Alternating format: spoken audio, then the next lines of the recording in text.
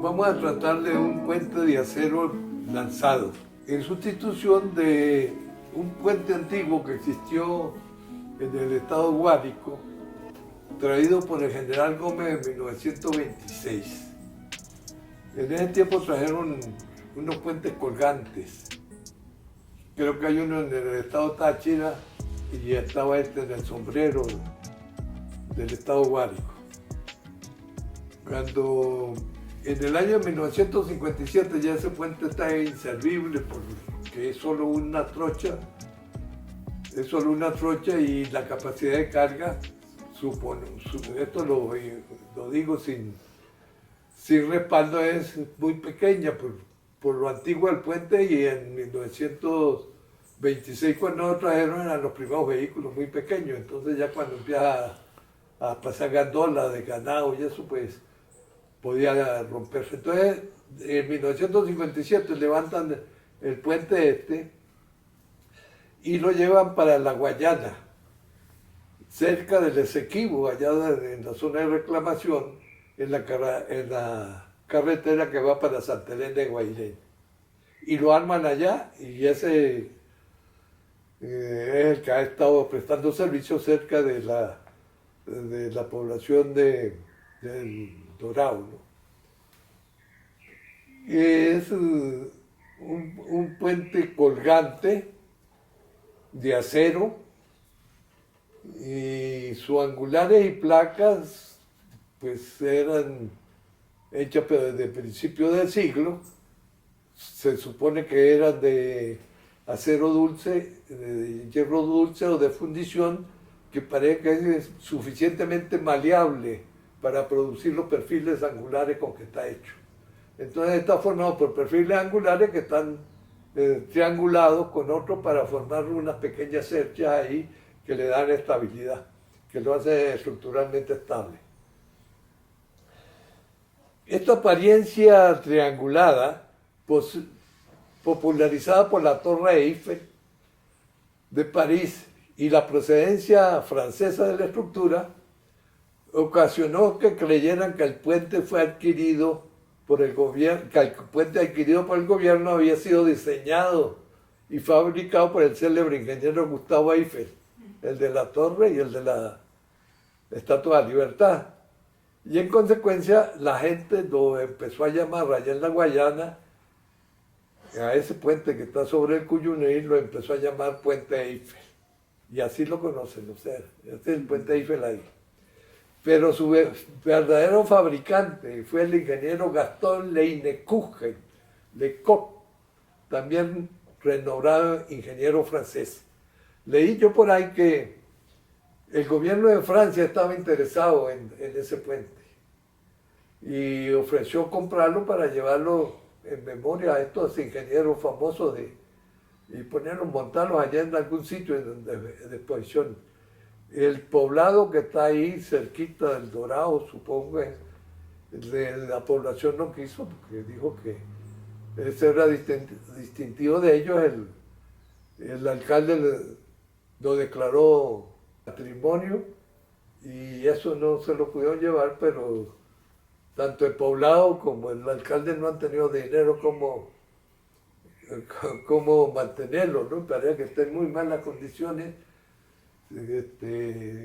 La maleza lo está invadiendo y parece que ese acero es muy resistente a la corrosión, o sea, no puedo decir que está corroído, pero de ahí pasan las gandolas esas con chatarra que sacan y con mineral que sacan de allá de la mina, porque por ahí están las minas esas del desastre que está ocurriendo. Y es tanto el desastre que los mineros dicen, eso no me consta, han utilizado pedazos de ese acero que es muy bueno para ellos hacer sus palas y lo dañan y lo están vandalizando. Ahí está el puente. Pues el puente muy bonito, ¿no? Y entonces lo consideran pues que es una obra de arte ahí, muy trabajado, porque hasta los perfiles de eso pues son hechos al estilo de la época como esculturas ahí, pues. Son puros triangulitos la torre y están los cables de la época. Y el puente pues simplemente será para una sola trocha, pasará como 3 metros. Al lado derecho hay un puente que es el que vamos a ver hoy, que es el puente nuevo, que se le encargaron a una empresa ahí de la Guayana para sustituirlo. Ese puente viejo tiene una luz, el puente colgante tiene una luz de 125 metros y 2 anclajes de 33 metros a cada lado. Bueno, ya está. La empresa Ensadoff en el año 1988 diseñó y luego construyó un nuevo puente para sustituirlo con una luz central de 100.40 metros. El ingeniero que trabajaba ahí para la empresa es el hijo mío. No, por eso no es que lo estoy incorporando, sino que pues, es un puente largo que lanzaron. Ahí está una vista sacada con Google Earth, donde se ve el puente a la derecha, está el puente de Eiffel, y el nuevo puente, que se ve la diferencia de los anchos. El nuevo puente tiene 9.40 de ancho y 100.4 metros en el tramo central y 37,15 en los tramos de acceso. Ese tipo de puentes sería que se puede llamar puentes compensados. O sea que el extremo que está sobre el estribo, él trata de levantarse cuando se carga todo el tramo central, porque no tenga peso suficiente, puede intentar levantarse. Entonces lo pueden, o se debe frenar con un cable en el extremo que lo pegue al estribo y trabaja ese extremo a tracción para que no se levante. Entonces este podría estar en ese caso. Si el peso de los tramos externos fuera suficiente, pues está sobrando lo que estoy diciendo de él. Pero yo no tengo el dato. La idea que tuvieron fue hacer solo 2 vigas gigantescas de acero, que son estas que están aquí mostradas, de 4 metros de altura constante, porque eso facilitaba el lanzamiento. Porque el lanzamiento con el fondo curvo, pues seguramente se puede hacer, pero más complicado. Y entonces ese puente pues se arma en tierra, o sea, son los 100 más los 37, son 175 metros, que hay que hacer una explanada de 175 metros, hacerlo ahí en tierra, alinearlo, y después que está el puente lo van empujando de lado al lado del río. Y tiene que pasar por esas 2 pilas que están a 37 metros del borde. Y este es el proceso constructivo, o sea, se colocan unos rodillos sobre el terreno, que lo hemos representado por el rodillo 1, 2, 3 y 4. Antes del estribo, que es el E1, el estribo que está construido, la pila P1 que está construida, la pila P2 que está construida y el estribo E2 del otro lado. Sobre esos rodillos se va a colocar el puente que se va a lanzar. Hay una viga larga que tiene una nariz que está coloreada en verde. Es una viguita estructural suficientemente reducida, pero que es hecha con una celosía para que no pese nada, y se le pone en la punta delantera para que cuando se lance él no tenga volados muy grandes. Entonces se empieza a rodar el puente empujándolo. En el caso de allá de la Guayana, pues en medio de la selva lo que hacían era con lo que tenían ahí, que era con un bulldozer y una guaya pegada a tierra y una polea, amarraban al estribo, le daban la vuelta, agarraban el puente y alaban con el bulldozer, y el puente se iba por la polea, ¿no? O sea que la polea lo obligaba a irse. y lo fueron pasando sobre cada uno. Entonces, cuando se destapó el primer rodillo de atrás, que avanzó ya los primeros 17, 35 metros que muestra ahí, se retira ese rodillo R1 y se pasa a la pila 1 para recibir la nariz. Y se sigue empujando el puente. Él va saliendo al vacío, a los 100 metros, y ahí pues es más fácil de explicarle que cuando él se asoma al vacío se producen unas grandes tracciones en la parte superior, que al acero él aguanta tracciones y compresiones. Cuando usted siga avanzando, él va teniendo, está dimensionado para que aguante esa tracción superior, y llega la nariz al segundo pila P2, y en ese momento que él se apoya ya, entonces la curvatura cambia y empieza a traccionar en el lado de abajo. Entonces este elemento, si fuera de madera o si fuera de hierro, él se puede lanzar, y entonces por eso decimos que los puentes lanzados son más antiguos que la historia, porque cualquiera lo hubiera podido hacer.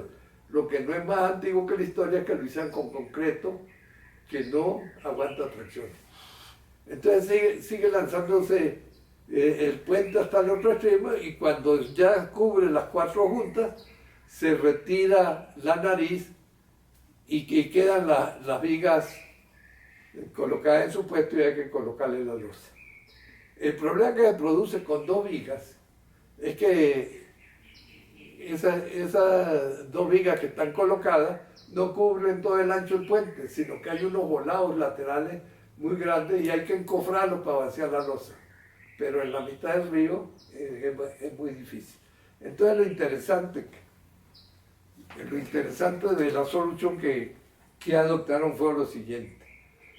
Ahí se ven las 2 vigas en azul, se ven las dos vigas en los cabezales de la viga, que son bastante anchos, y entonces trajeron prefabricados, vamos a decir, para yo hacerme entender, trajeron unas pesas, como un tubo con dos pesos en los extremos, como las pesas que levantan los deportistas. Eso era la losa del volado venía ahí. El volado es grisecito y la parte central está vacía. Entonces ellos traen ese prefabricado y lo van colocando, respetando, ahí no se ve en el dibujo que esas vigas tienen encima conectores soldados para que el vaciado se pegue ahí. Entonces usted coloca todo eso y ya está construido el volado sobre el río. Ahora le queda el volado sobre el tramo central, pero resulta que ahí están las vigas que se ven ahí en planta se ven las 2 pesas, se ven las IPN 140 que conectan esos 2 volados, y una vez colocado eso, se hace el armado de la losa que está aquí a la mano derecha, se coloca la cabilla, claro, sobre un encofrado. Entonces ahí está un corte de los volados. Tienen su armadura y evidentemente tienen sus raíces para conectarse un prefabricado con otro. Se dejan unos 40 o 60 centímetros para un vaciado local que se puede encofrar de volado a volado, ¿no? Ese no sería el problema. Para el vaciado de la parte central, pues las 2 vigas están conectadas de tal manera que los elementos de conexión sirven de apoyo para un encofrado ahí en la parte inferior, y entonces se vacía y se completa el vaciado. Esto que hicieron para pasar sobre el río, no lo hicieron en tierra. En tierra les resultaba más económico apuntalar y hacer el vaciado directamente. Entonces, ellos establecieron un orden de vaciado, que fue que vaciaron primero los extremos, los 2 extremos cogieron el peso de concreto y luego vaciaron el centro. Sin apoyarse en los estribos, ¿va? Sin apoyar los estribos. La razón de no apoyarse en los estribos es que están reservando el estribo para soportar la carga viva, que es para colocar el tirante de compensación de que mencionaba al principio. Porque cuando el camión pasa por el medio, el puente coletea. Entonces, lo han amarrado porque no coletea. Entonces, sí, quizás ahora no utilizo por la máquina la línea de influencia, pero para mí es más fácil poderlo explicar con la línea de influencia. Eso que estamos ahí es la línea de influencia de la reacción en el estribo 1. Era, recordando cuando yo daba clase de estructuras, la línea de influencia se podía conseguir simplemente acá, quitando el estribo y subiendo la unidad a ese extremo. Y entonces la curva que salía era la línea de influencia. Eso lo demostraban. Entonces eso que está ahí es la elástica de quitar la reacción y subir la línea 1 centímetro. Entonces eso me indica dónde voy a colocar yo el vehículo. El vehículo colocado allá en el extremo, en azul. Si yo coloco ahí la rueda, se produce la máxima compresión sobre el elemento. Y si yo coloco el vehículo aquí en la mitad, en el segundo dibujo de abajo, en el medio de la viga, según me lo indica la línea de influencia, entonces el elemento se levanta y se produce una atracción. Como se conocen las dimensiones y es de sección constante, pues se puede determinar que la compresión que se produciría allá es del orden de 51,6 toneladas según los cálculos de hace 13 años, y sería de 34,89 toneladas de la norma de cuando se calculó en 1988. Entonces es un factor más que van cambiando las cargas y los cálculos que nosotros hacemos se van quedando obsoletos. O sea que hay una diferencia de 17 toneladas en la solicitación del estribo solo por cambio de cargas, de cuando el cálculo va ahora. Y lo mismo ocurre con la tracción. La tracción fue 27.000 o 27 toneladas, 27,5 toneladas en una norma reciente y de 23 toneladas en la norma antigua. La norma de 1988 sirvió para calcular el tirante que lo hicieron como una biela, o sea, la mandaron a mecanizar en un taller, la diseñaron